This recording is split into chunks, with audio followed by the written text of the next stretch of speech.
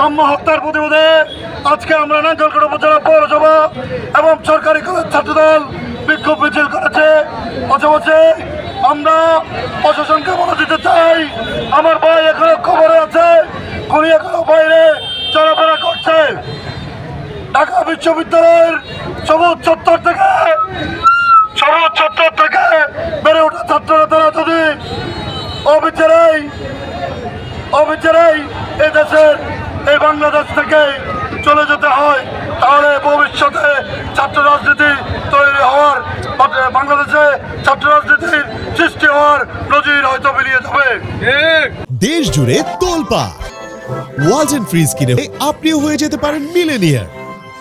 রাকিব ভাই এবং রাজীব ভাইয়ের নেতৃত্বে সারা বাংলাদেশে সাম্য হত্যার বিক্ষোভ মিছিলের ধারাবাহিকতায় আজকে আমরা নাঙ্গলকোট উপজেলা জাতীয়তাবাদী ছাত্রদল, পৌরসভা ছাত্রদল এবং সরকারি কলেজ ছাত্রদল বিক্ষোভ মিছিলে অংশগ্রহণ করেছে।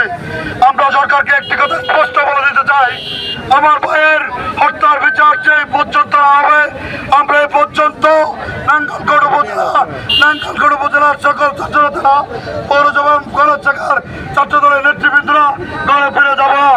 আমরা চিরেই এর বিচার দাবি করছি।